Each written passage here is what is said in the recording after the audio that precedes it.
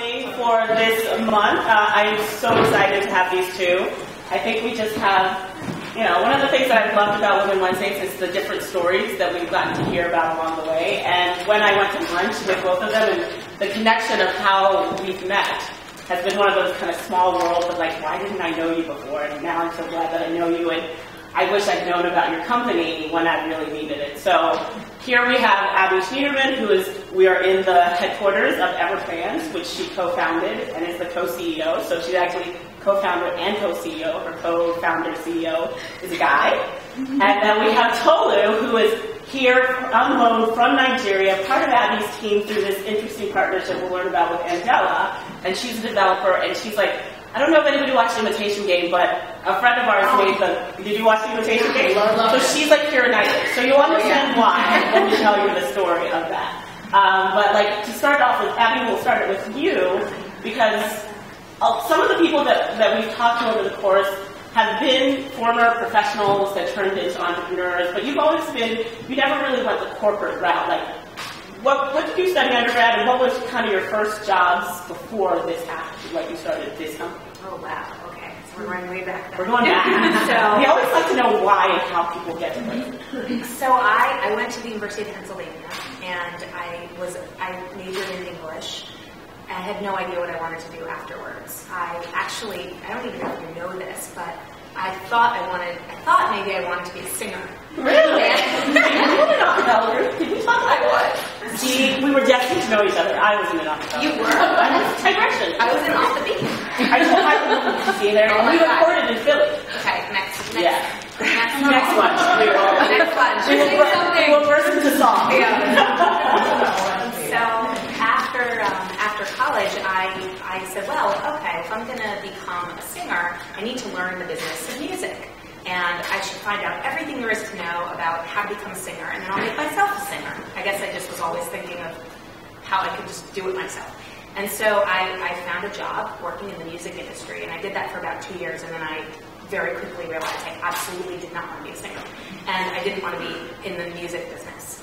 It just wasn't for me. But while I was there, I had somehow started we had all these bands. This is kind of going to be a side story, but we had all these bands on our site, on our roster. It was an artist management company that nobody knew about.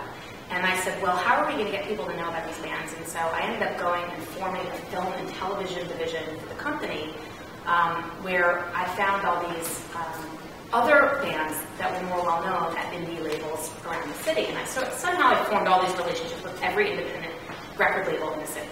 And because of that, I ran into these guys who were starting a tech company, and they were building an artist, they were building a market research company in the music industry. And I was like, market research company in the music industry, that's so boring. If we're going to do anything, this social networking is going to be the next big thing. What we need to do is create a music social network, and then we'll get all these bands to come onto our site, and then we'll be able to tell the record labels what bands are being listened to, and that will be the market research. Anyways, that was how I co-founded my first company. I was 24, and it was called Haystack. And I always knew, back to your question, I always just knew I would never work in corporate America. It wouldn't work for me. I just knew from the very beginning that I had to be doing something entrepreneurial. And when I think I started my first thing when I was in high school, and I was selling burritos. That was my first job. See, and maybe kind of girl that she turned her family's cows into like a dairy value added. I think this is one of those things that's like, what did I do at 12? I think I like took naps. Like founding anything. I don't know. I was always thinking of things. I was always trying to come up with what was going to be my next thing. And so selling burritos is where I started, and now I'm doing something totally different. So, well, hold on a second, because where is this? This is your second venture. This is. Yeah. So this second venture is about a world away. And if anybody gets New York Times alerts, they just sent out an alert about the government starting to talk about Medicare and end-of-life planning. That's what Everplans is. They've kind of really created the category of helping people think about end-of-life planning. So how do you go from, I was going to be a singer, to I'm the founder and CEO of a company that helps people think about that? Well, okay, so that story is it makes perfect sense to me. So what happened was I was planning my wedding, and I was engaged. And another time I'll tell you about that. I was engaged for a really long time. I was a little bit afraid to pull the trigger, and I was engaged for over 2.5 years. But so I got. And he waited. And so they were very happy. And they have a child. It's lovely. But because I was engaged for so long, I got really familiar with the wedding planning sites that were out there. I was on them every single day, and I was like the super user of these wedding planning sites. And I was on. I mean, there's these. I don't know if any of you have used them. There's like the. I worked for one. She works for it. I worked for the Knot. Okay, so I was on the Knot. I loved it every single day. No, I actually just gave it. That's so funny. She just gave her notice. She's leaving. Oh, well, I'm not going to say anything bad about it. I was on it every single day. I was a super user. And so I realized that I was on this, I was on my phone on an app like every single day planning my wedding. And I don't know why my brain went from marriage to death. But it did, and I started to think about, like, isn't that what you're thinking as you're planning your I was thinking about, what's next in life, and I just started to think about what's next, and I became obsessed with life stages in general, and so I got very familiar with the Knot.com, and then the bump. Literally, I was on these sites every single day. And of course, there's plenty of sites out there for people who are planning to be brides. There's plenty of sites out there for people planning to be parents. There's plenty of sites out there for people who are planning to send their kids to school, or buying a new car, or buying a new home, or retirement. And then after retirement, it got really weird. There was nothing out there. And I mentioned the idea to a colleague of mine, Adam, who's now my co-founder. He and I met working on a project. We totally hit it off. We're complete opposite ends of some spectrum, as I like to say. And I kept coming up with ideas. And this one day I said, what about death? He said, what are you talking about? What are you talking about? I said, well, what about death? And he said, what about death? And I said, well, there's all these websites and resources for people who are going through all these really happy life stages. Why is there nothing for people who are going through end-of-life planning? That was the genesis of the idea. And so we started by writing content, and we wrote over 5 weeks. And this is one of the things I tell aspiring entrepreneurs all the time, is just, if you have an idea, just start it. It can start with the smallest idea possible, and just start from there. And so we just wrote an article. How do you write a will? And we Googled it, and we researched it, and we wrote an article. After a little bit of time, we wrote over 500 articles on everything from how do you write a will to what do you wear to a funeral and everything in between. And it was like the Knot.com, but for death. And then a crazy thing happened, which really is one of the things that brought Ida and I together. But about a year after I launched the site to help all these hypothetical people who might die someday, I got a phone call that my brother had been killed in a car accident. And my brother was 51. He had, it was just in a flash, it was a total freak accident. He was hit by another driver driving down other kid driving down the wrong side of the road. So in the middle of the summer, in the middle of a flash in an instant, our lives were changed. And Adam and I, my co-founder, talked a lot during this period of time, and we said, you know what, content isn't enough. We can go so much further in helping people. My brother, luckily, had life insurance. I'm the biggest advocate for life insurance now that you'll ever meet. Because otherwise, I don't know what my family would have done, his kids and his wife. But he didn't have a will. And we had no idea how to access his accounts. And we had no idea what accounts he even had. And so our family was left to make a huge number of decisions at a time where we shouldn't. And so Adam and I said, you know what, we can go so much further than creating content. We actually need to marry the content with tools and a planning platform and help people get together all the important information that their families need in one place, so that in case something happens, everything, every document, every wish, every piece of information is in one place. So that's Everplans. And the way that we met was a mutual friend from college, Dana, that I've known since freshman year, sent an introduction once I started Tigress. It was like, oh, you should meet my friend Abby. She's also an entrepreneur, and you guys, I think, will just get along. I was like, okay, and so we went, and I didn't know what Everplans was, and I just came here, and we were just chatting and having a conversation. And when she told me the story of like what Everplans is and her brother, I was like, did Dana tell you about like my story? And she goes, no, she didn't. And I don't know how many of you know, but like part of the reasons of my whole like getting to this point of starting my own company was that when I came from undergrad, I worked in banking. I worked at Goldman, and I was there for 5 years. And during those 5 years, both my parents died while I was at work, and I got to call it work. But it was one of those. My parents had been sick, but we didn't necessarily see them coming. But the one that really kind of rocked it was in business school. After I left, and I was like, this can't be my life. I can't have every major moment of my life happen in this world. And when my senior skater asked me to come in before I flew out to bury my mom, I was like, I don't want my life to be that. And so in business school, some of the people here were there, where in the spring of first year, my sister, who was my best friend, she was, she called me, and her friends to this day like call me the brat, because when I was kind of like stuck to her shoulder. And like everywhere she went, I went. And so she'd call me the brat, but like we were best friends.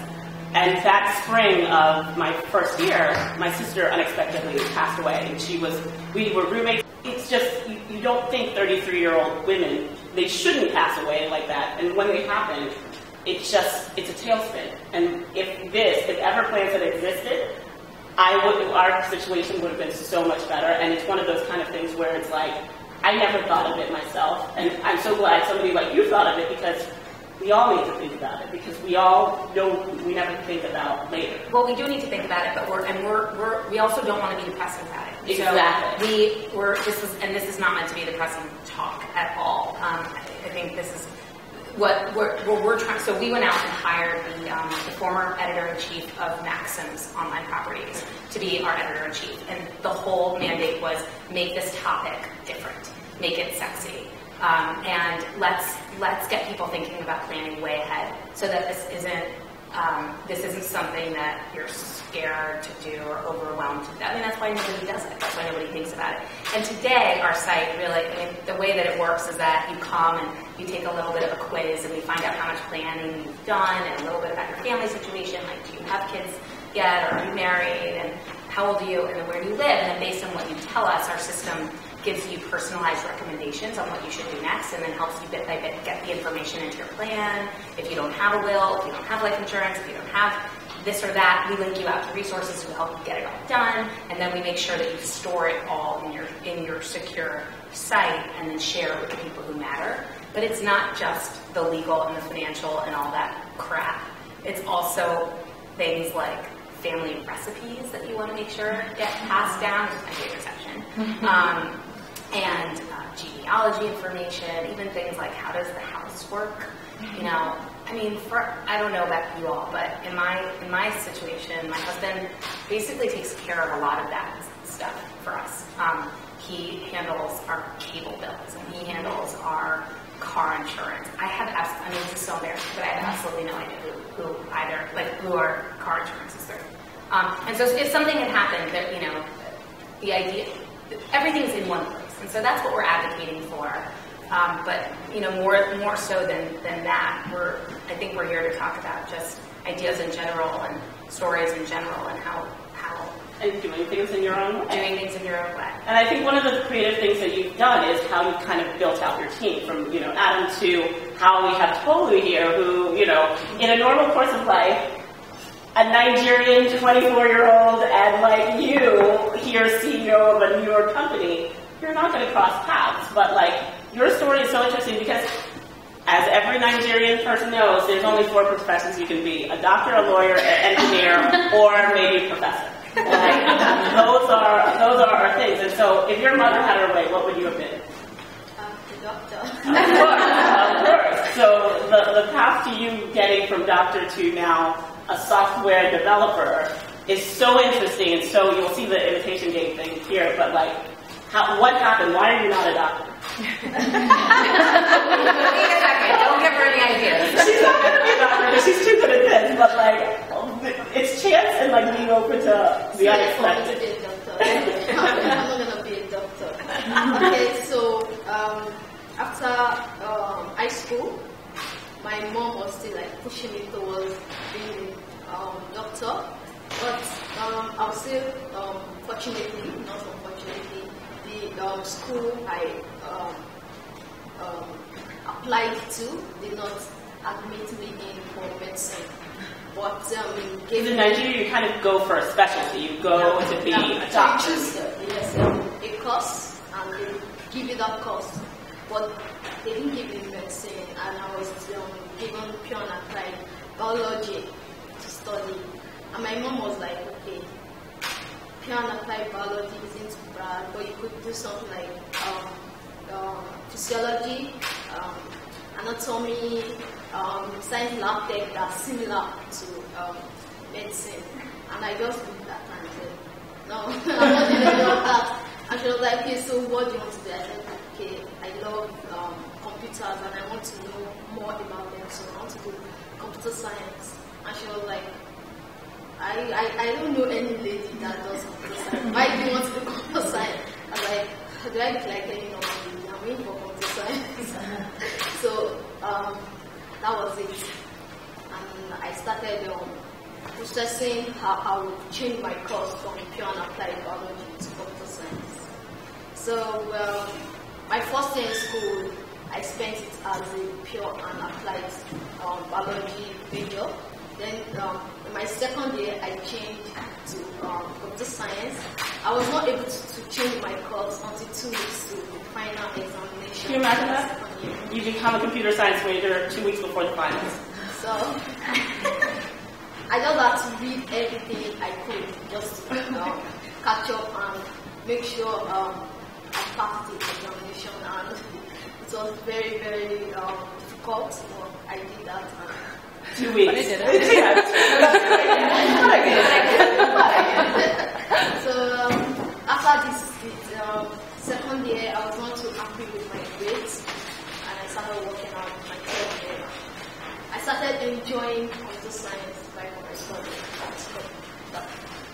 And so what's interesting is, so she became a computer scientist with, basically teaching herself. But like, she's joined this company, Andela. I don't know if you've heard about it in the news, but they just secured $10 million in funding last week or a couple of weeks ago. But it's a really interesting model of how Nigeria has 50% unemployment amongst like younger people, but they also have one of the most educated and interested in education countries in Africa. Hence why every other person we know that's like African is Nigerian. Like, we just kind of are, because all our parents want us to be doctors or something that's like practical and will make you money. And so they came to Nigeria and they started this great company where they're training developers. But like, they've only really launched it. The company was something else before they changed it, but you're in the second cycle. How did you find out about this? This is the kind of thing where you take unexpected leaps, but like, how did you even learn that Andela existed? And by the way, CNN named Andela, I think last week, as the company that's harder to get into than Harvard. Yeah, 0.7% acceptance rate or something like that? Yeah. They're training developers. They're paying and training developers in, like Tolu, in Nigeria, and then placing them with companies like us here in the U.S. Where there's lack of supply. Where there's lack of supply. Demand. The idea there, I mean, what they would say is that, I think I'm probably going to butcher this, but that brilliance in the world is spread evenly, but opportunity is not. Mm-hmm. And they are finding the best and the brightest people in Nigeria and now beyond, and training them to become kick-ass software developers. I mean, Tolu is a part of our team, and she is an incredibly talented software developer. But she lives in Nigeria, and we've somehow co-opted her to be here for a few months. It's been incredible, but like, a power social. How did you find out about it, Andela? And again, her mother. I want to meet her mother. She's hilarious. Okay, so how I found out about Andela, it's not the usual way. I was just reading through my Twitter timeline, and I saw this link. So it was not even looking like any job link. I just opened it like random things. I love reading random things, so I opened this link and I saw, okay, this is the company Andela. They are going to train you and they will pay you while training you to be a world-class software developer. And I was like, okay, yeah, we've been scammers. at work. Exactly, because Nigeria is known for scamming, and she's like, this must be what are they, 419s or 409s or whatever. Like, yeah, my uncle, who's a chief, wants to do like $1 million. We're not all like that. So the way things work is sometimes they tell you, okay, there's a job opening here, and you apply, then you go for the interview. Then they tell you during the interview, okay, you have to pay a particular amount so that you get into that way to work. So like that just sets off the alarm, like, okay, this is one of this. And I tried to read about the company. The company had no website. Like there was basically nothing on the internet about the company. And I was just in my room. I was like, okay, why don't you just try this? They tell you to pay any money when you work out. And I was in a town that was about 2 hours journey away from where the office is. And the office is in Lagos, and her town is 2 hours. 2 hours from Lagos. So, no website, no Google. I told my mom, I said, okay, I'm waiting for this job interview. And she was like, which company? I said, I don't know the company. You're not going anywhere. I was like, I'm going, nothing will happen. She was like, how can you go for a job interview with a company no one knows about? If anything happens to you, where are we going to look for it? And I was like, nothing will happen. So she had me reluctantly. I went for the before then they sent me a link to do a series of tests. And while I was doing the test, I was like, if these people were scammers, why would they go through all the stress of them? Like a very difficult test. It's not something easy. It's a very difficult test. I did the test and I was not really concentrating by doing the test. Like, I got peace at the time. What was all the stress about? But I did the test and I was called for the interview. So I went for the interview. It was not your normal job interview. It was just like get to know you kind of thing. I did the building where they held the interview was actually a living space. It was somebody's house. Oh, okay. So she walked up to somebody's house. They're like telling you with no website. So I just walked in and I was like, oh my god, why did I come here? Like, it was not looking like an office, but I saw some guys like working on the system. I was like, okay, what is going on here? I waited for the interview. After the interview, began to see that okay, this company is real and they have a vision and a mission, and I can be a part of this company. So after that, I was called for a 2 weeks boot camp, which is meant to test you if you have what it takes to be a software developer. And this is the thing where it was just like, this is the imitation game part, because it was how many women, it was a boot camp with how many people and how many women were there? Okay, so a boot camp of 50 people, and we were just about 7 or 8 that ladies. So, yeah, and it's one of those guys like already, and in classic guys, I'm going to co-opt your story because I love telling other people's stories. And in classic fashion, all these guys are sitting there talking all the language and how they know, like whatever Java, all these kind of crazy things that you did not know, right? They're just like talking smack about, oh, I'm so good at this. And the task, which this is all something we'll all learn, that the task was go to your Facebook profile and increase your number of friends without sending a single friend request. Does anybody know how to do that? Like, the whole room is stumped. Everybody's stumped. She's like, why am I here? Because of all these people that like know, these guys know how to code all these crazy things. And what did you do? So, I didn't know you could do this on the computer. I just looked at my system. I was like, okay, I think I remember someone saying something about this 10 years ago. Okay. And I opened my browser, opened source code of the site and change the number of friends. I added like 500 friends. Because you can change the front without actually changing Facebook. So that's what she did. Just change what you see. And she raised her hand. She's like, and she beat all the guys. In like, and I was the first person who did that. Which is exactly what Karen Knightley did in the invitation game. Like all these guys are like, are you the secretary? Are you all this thing? And she's the first person. The guy came over and he's like, that's the correct answer. And she solved. And it's it's just one of those kind of things that is like.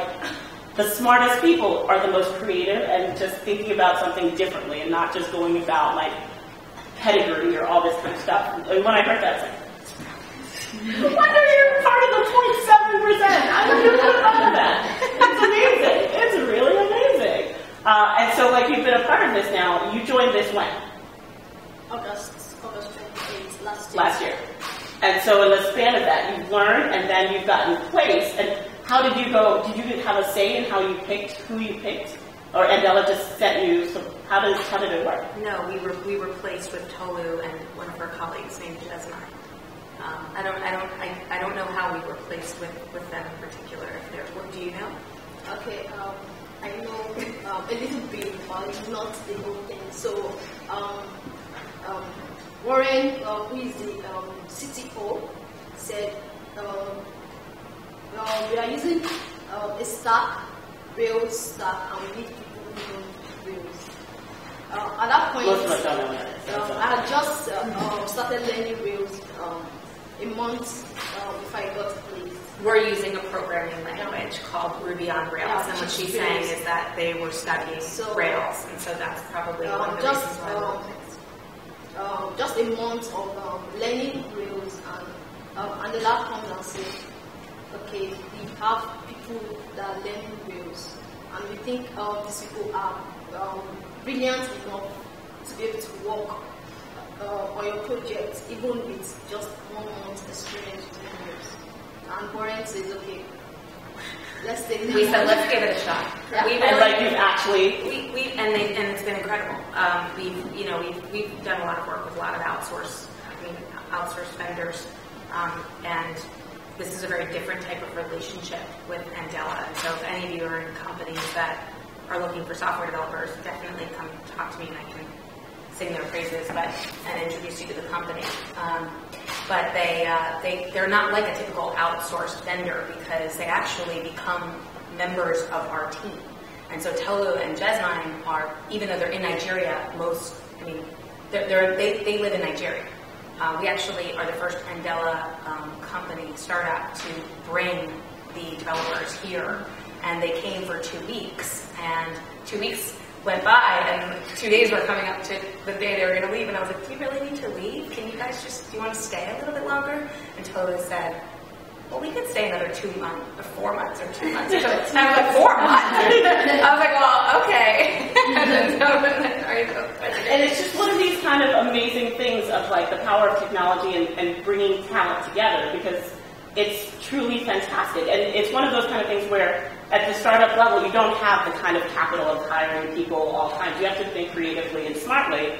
And it's one of the interesting things that I think you guys have done in leveraging something that's new and virtually untested, but like you've seen that it works, and it's a really creative. It's working. It's great. It's cost efficient.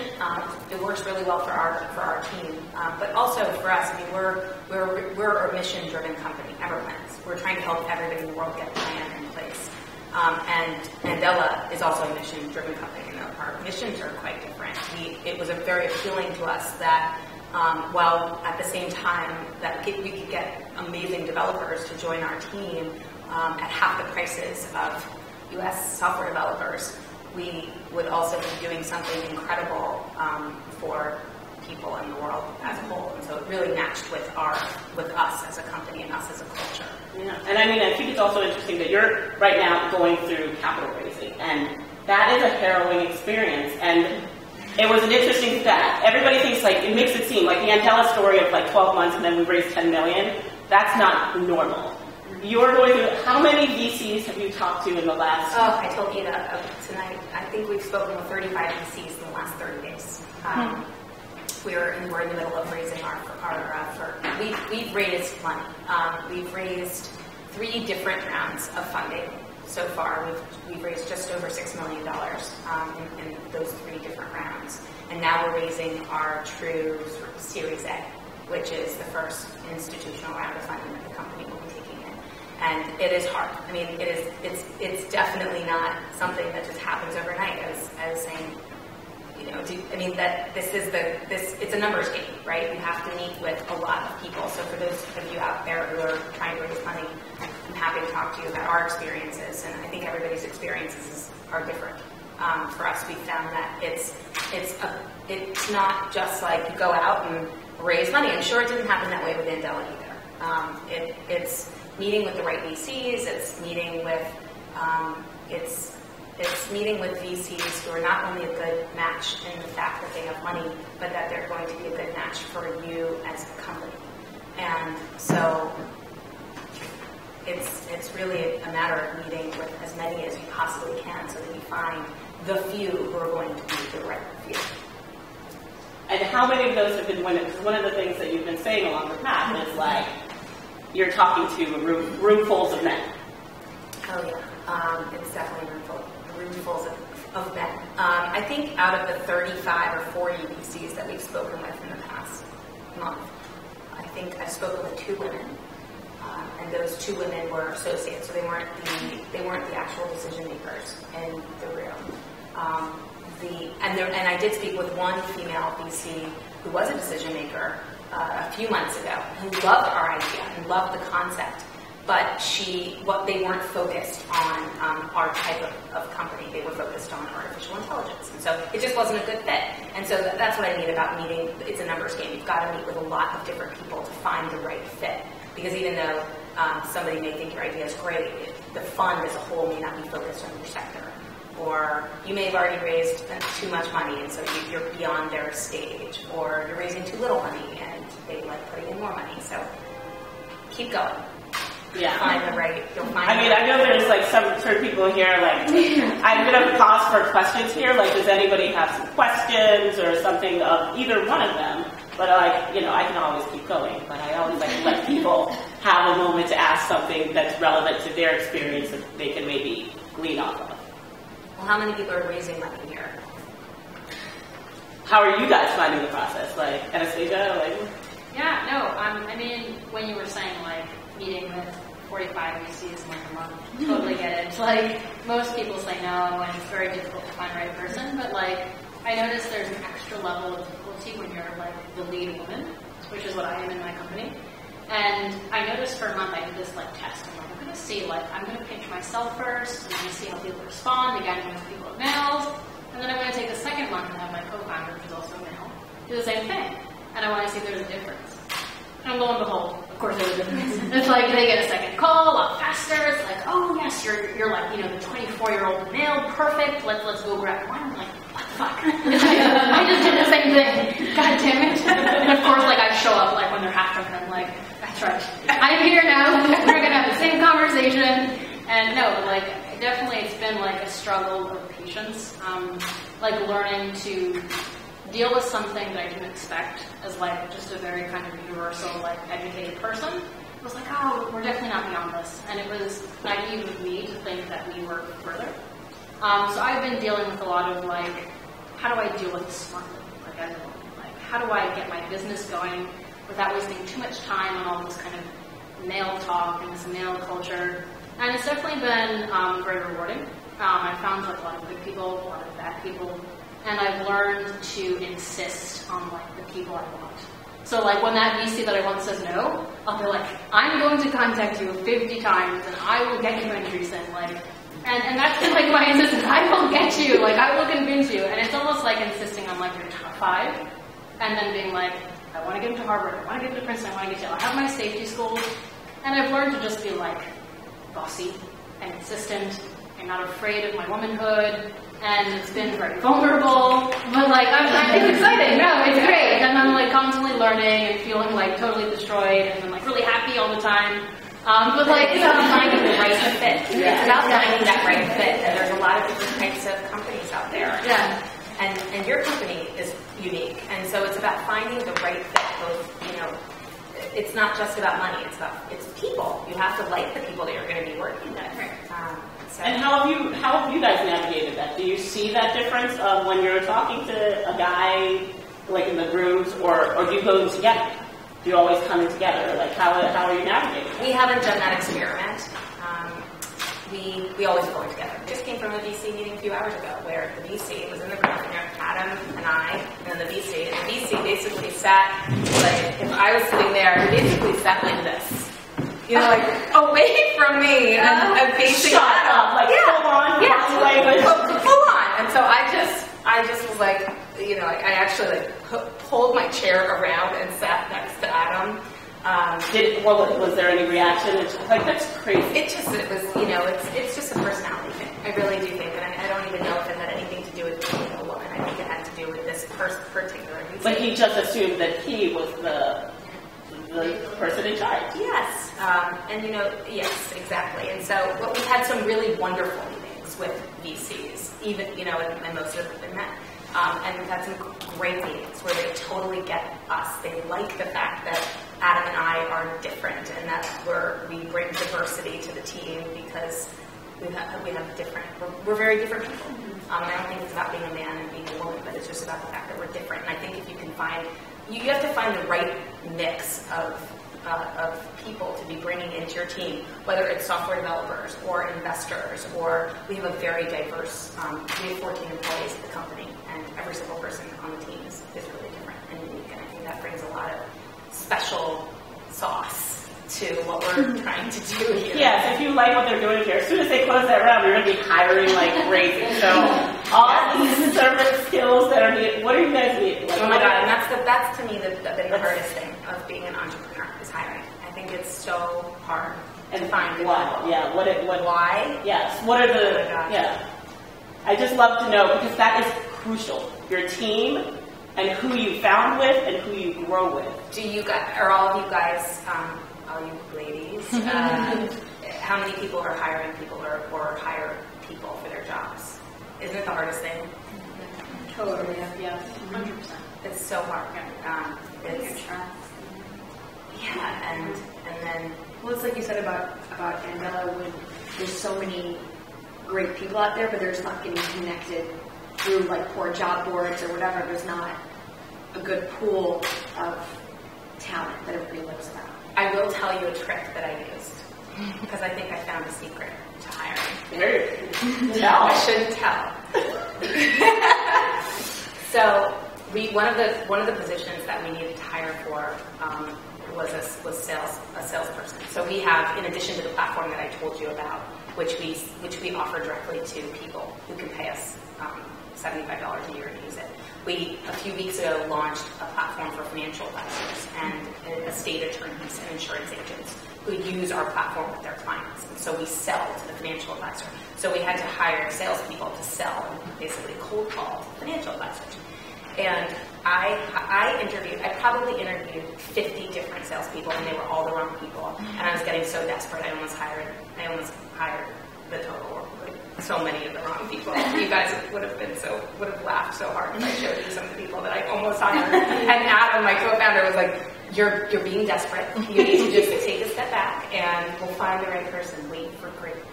So wait for great. I like that. Wait for great. Wait for great. That's what one of our angel investors had said to us. Just wait for great.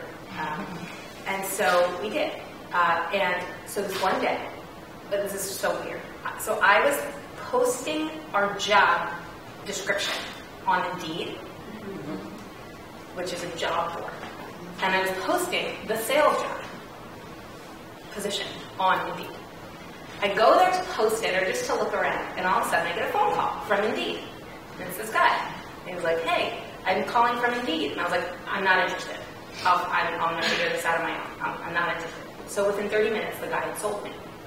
So I'm thinking, okay, wait, who's this guy? Yeah. So he called me back the next day and to check on me. And I said, where are you based? He said, "I'm based in New York." And I said, "And you work in sales?" He said, "Yeah." He said, "Why?" I said, "Well, because I'm hiring salespeople." He said, "Oh, that's so interesting. For what position?" And I was like, "For the position that you just sold me." And so, anyways, I lured this kid in, and a month later, he's now our top salesperson here, and he was exactly the person I was looking for. And so it made me realize, and then I hired a second salesperson that same way. I was having a conversation with a potential partner who works in financial services, and this person was a salesperson, and I lured him in. So, I think that's a really interesting way to hire. Because he sold you, and you're like a customer. It just was, I could tell, I just heard him in his element, and I could see him. It wasn't in an interview setting. I could just see him doing his job really well, and I could tell the way he was talking, and He sold you. and he sold me. And he could sell me. He could sell me. Yeah. That's a cool way. So, like, everybody started hiring LinkedIn's and Indeed's people that are subject matter experts. There you go. No, that's really, really interesting. Tommy? Oh, I was curious in terms of if anyone else had little things that they've learned in terms of becoming a better manager. That's all. Yeah, being a good manager. As somebody that's now working for it, what do you like about working for that? I don't think I'll hear that. And you can be true. She won't do that. It's being recorded. That's not fair. Right from day one, when we got on a call with them from Lagos, well, one thing that stuck with me is the fact that this man and I had like 20 questions prepared for them, and they answered every one of the questions patiently, and they explained every question. So that's stuck with me, like, okay, it seems I can speak with these people freely. There are people that can share their knowledge, experience with us freely, and that stuck with me. Then coming down to New York, another thing that stuck with me about her is the fact that she's always asking, "Are you happy?"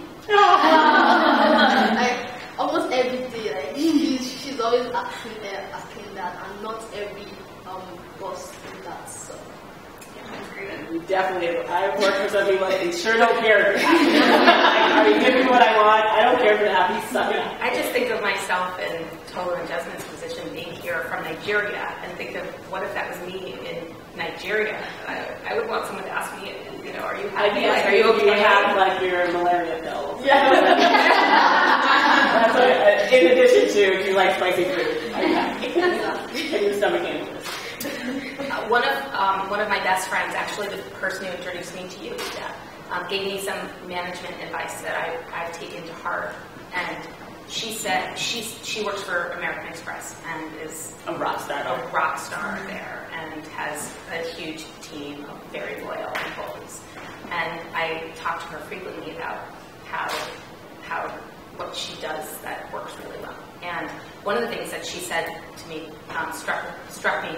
She said, everybody who's working for me is working for me and working here at American Express to catapult their career in some way.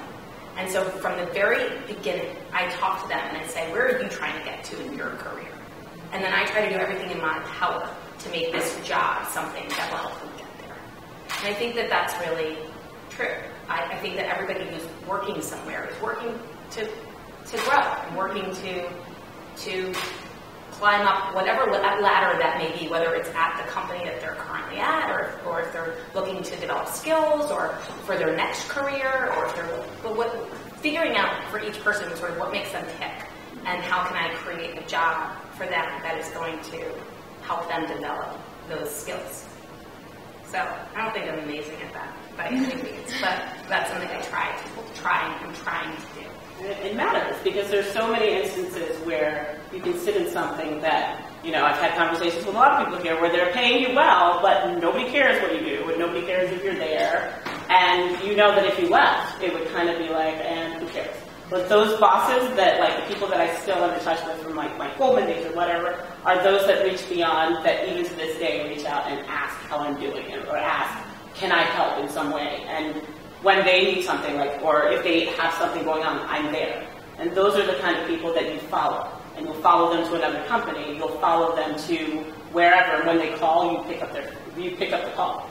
And that's the kind of thing. Some people ask me that, like, how do you know so many people? Like, it's usually people that cared about me or whatever, but, like, if they call me, I will pick up the call, and I will return the call and do what I can, because they saw something in me and they invested something in me, whether it was time, whether it was, like, giving me great advice, that continues even after we've left. And I think those are the kind of people that just shape personal, professional lives, and the world is so small. It's so small that you just keep finding them in other ways.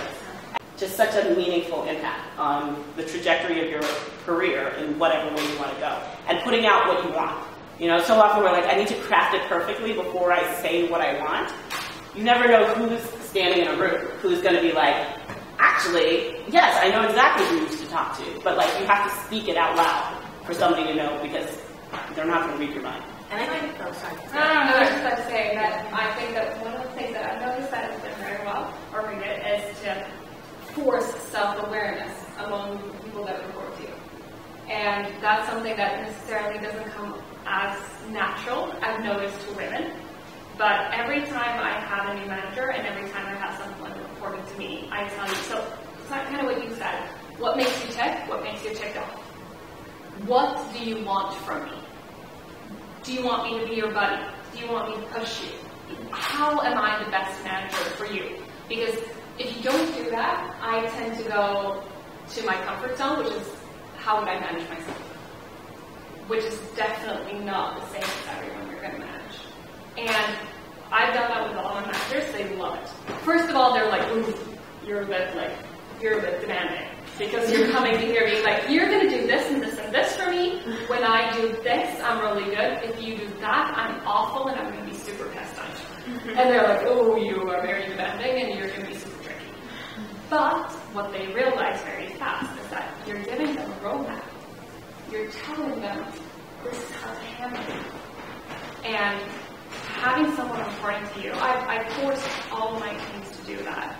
And they tend, especially unfortunately women, tend to feel like it's extra tricky because I've had more junior people reporting to me and they're not used to taking that step and saying, this is what I want from you. But when they do, that's when you realize how to manage someone. And then sometimes you're going to have to force them out of their comfort zone. So they're going to say, I just want you to tell me you're great all the time. And then you're going to have to say, well, you know what? I understand. And what I hear from that is that you need reassurance. So I'm going to tell you every time you send a good email, you know what, that was a really good email. But I'm also going to give you feedback on that email. But certain people, like, I think that has been a big epiphany for me, that all people need different things. And if I didn't force people to tell me what they wanted, I would have just assumed that everyone was like me. And I would have treated a lot of people in a completely wrong way. I was just going to say one more thing about, which is sort of off this topic, but that if there's people here who are debating leaving their corporate jobs back to the very beginning and getting into the startup world or getting into the world of creating your own thing, I just really believe so much in not being afraid to do that. And I think that so many people are afraid or don't know, how would I do that if I have an idea? And I really just think that, I mean, even to your point about, what makes you tick, I think that also if you're unhappy and you're thinking, I really think I would be happier working in a smaller environment, right? I really think I would be happier if I started my own thing. Try it. Don't be afraid to try it. Yeah, just to add to this, this is all very inspiring, totally a new thing, ruminate.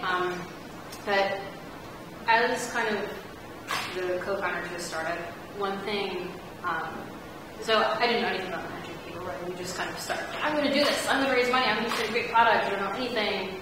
There's always this feeling of being an imposter, which I think is like triple-fold when you're 1 and 2, like constantly being judged, like you're expected to be like liked, and like there's all these other judgments happening that just totally affect your brain.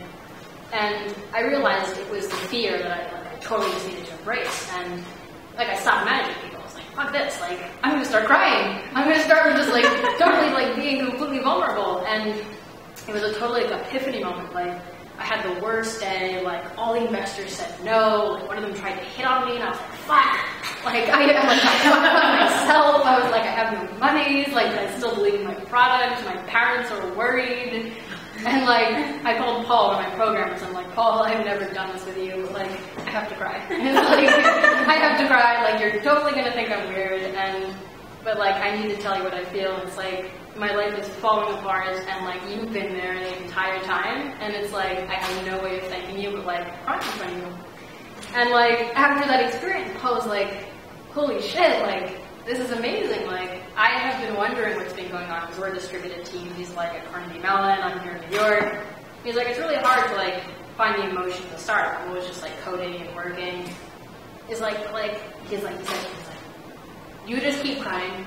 I will never let you down. Like, sorry, how can I do want to? Like, I am here. It's like I've decided to be here. And it had nothing to do with me being just a woman or a male. It was just, I'm a human being. And like, you were completely kind of authentic. And I think it's one of those things where people are so like, oh yes, I had an idea, and then I got millions, and then it was great. And I was just hearing that way too much. It's just like, it's not the part. Like, I was crying in a corner, I was crying in a toilet, like, or I woke up with anxiety and it like woke me up. Like those are the kind of things that I think if people realize more of, that it's not just like glossy perfect. Like you've been working on this for 5 years. That's why we were introduced. I was talking to my friends about how lonely I think it is sometimes to be a female and an entrepreneur. That I don't have very many friends who are doing this, and so I have no one to talk to. I don't have very many friends who are going through these hiring issues. I don't have very many friends who are going through fundraising. I have 0 friends, basically. So I don't have people to share these fears or these frustrations or just this feeling like, how do I know that I'm doing the right thing every single second? How do I know that we're making the right decisions? How do I know that this partnership is the right partnership? How do I know that this VC is going to be a good VC? And so it's hard, and I think more women need to be doing this, which is part of the problem. I mean, I think this is part of why it's so lonely. There's just less of us doing it. And I think if more people were doing it, it wouldn't be so scary, and it wouldn't feel so lonely. But I think that those moments pass, and then you're like, okay, that was like lonely and feeling down on myself for 1 second, but now it's like, then the next day, the most amazing partnership happened, or the most amazing fundraise happened, or whatever it was. I think that this is just life, right? And these kinds of moments happen. And it's true whether you're in a startup, and there's also those moments in corporate life too, where you're just like, I always say when you have more of those, where I've had it is, how is it 5:30 in the morning and my alarm's going off? And I'm completely not a morning person, so how I was a trader as long as I was, I don't know, because I really enjoy the night. And like sleeping late. I just don't know. It was like Groundhog Day all the time. But what I loved was the people. What I didn't love necessarily was the job. And so you can keep the people and then go off and do the things that you love. And those people will come with you, whether they're coming to be supporting you or coming to work with you or coming to do some aspect, because they'll know the things that make you shine. And when they see it, they're like, yes, this is what you're supposed to be doing. Like, and they also see when you're like in those like, how is this my life? Like moments, and the people that love you must be like guiding you towards taking that leap and doing that push, because there is a safety. You always can go back to a big corporate. That's one of the great things if you've come from that world and all of those. But it's not necessarily, you can't always necessarily start a startup. If you've gotten like a bunch of kids or all these kind of things that where life gets in the way, but it can be taking that leap and following unexpected. I mean, I don't know if I ever would have just like clicked on a tweet, went to a novel website, showed up, like, all of these things, like, it would be like, bring back our girls, bring back COVID, like, I don't know if I've done all that, but, like, it's, again, following the unexpected paths is kind of where magic can happen, and, like, you're doing so well, and you've learned so much, and you thought you didn't know what was going on, but look at that, you jumped in, they built the platform, they released it, and like all of these kind of things where you're a part of an integral part of making something big happen, and you've created a category, that came out of something sad and turning it into something positive that could help everybody. And like, every one of us, like, her sister is now my go-to because I do have another brother and sister, but they're not my emergency contact because they will not get to me in time. Her sister has run from during Sandy, she lives across the street, ran over to my apartment, and in 4 minutes and 30 seconds, she was like, "Where are you?" And so she's my emergency contact. She gets like that link of my Everplan link goes to her sister because she will find me. Those kind of things of like, it doesn't. People are all over the place. They love you, care about you, and want you to be successful. So these take inspiration from Nigeria, from New York, from like Nigeria, New York, and Virginia, all of these things, and just, stay talking, stay like sharing and being vulnerable because guys get it too. They like actually there are good guys out there that want to be a part of great things. So with that, let us wrap up and like, eat some more food, have some cookies, and drink, and mingle. And